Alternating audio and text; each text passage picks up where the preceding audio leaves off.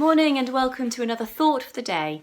I'm going to read a passage from Luke's Gospel where Jesus is telling his disciples for the third time about his death and resurrection, and also where Jesus performs a miracle and heals a blind man. So it's from chapter 18, verses 31 to 43. Then he took the 12 aside and said to them, "See, we are going up to Jerusalem, and everything that is written about the Son of Man by the prophets will be accomplished.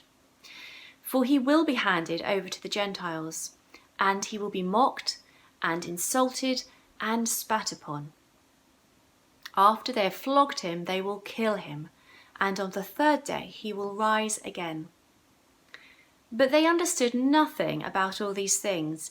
In fact, what he said was hidden from them, and they did not grasp what was said. As he approached Jericho, a blind man was sitting by the roadside begging. When he heard a crowd passing by, he asked what was happening. And they told him, "Jesus of Nazareth is passing by." Then he shouted, "Jesus, Son of David, have mercy on me." And those who were in front sternly ordered him to be quiet. But he shouted even more loudly, "Son of David, have mercy on me." Jesus stood still and ordered the man to be brought to him. And when he came near, he asked him, "What do you want me to do for you?" And he said, "Lord, let me see again." Jesus said to him, "Receive your sight. Your faith has saved you." Immediately he regained his sight and followed him, glorifying God, and all the people, when they saw it, praised God.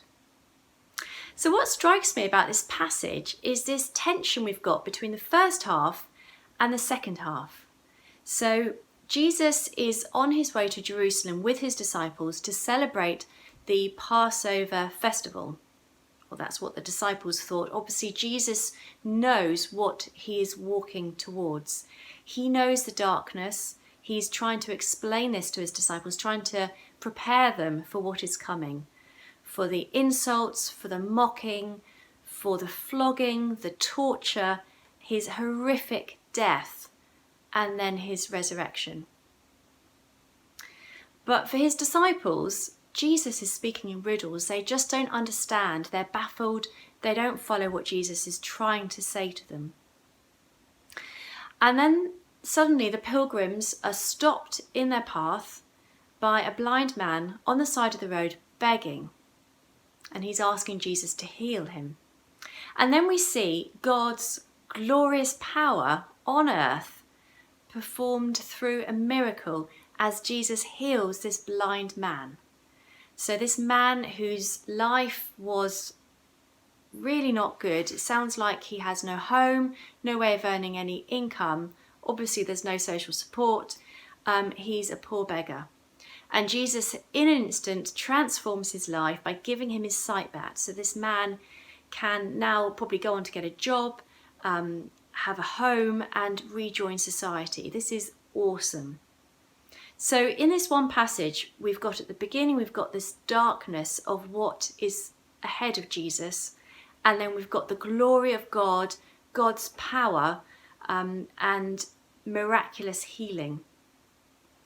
Now, his disciples are totally confused, but nevertheless, they keep following Jesus, and they have to hold together this confusion and this paradox that they're confronted with together.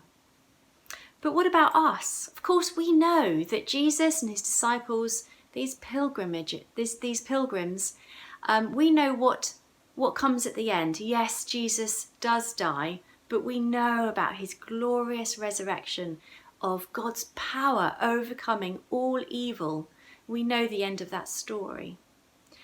But I think for us, this sort of needing to hold together light and darkness, things which don't make sense, this is something that we need to continue to grapple with as we walk forwards in our faith. And I think Luke here is challenging each of us. It might be that we've been asking over again for healing haven't received healing. It might be that we struggle with other injustices, other sufferings, with evil atrocities. How does an all-loving, all-powerful God allow these things to continue? But on the other hand, we know of God's power. We do see miracles happening. We do feel his presence with us. And it can be a challenge, but we need to keep walking forwards into the unknown, to keep believing God, to keep following Jesus, even if we have our doubts, even if we have our confusions. So I hope this passage is an encouragement to each of us to continue walking forward into this unknown with Jesus by our side. Have a really good day.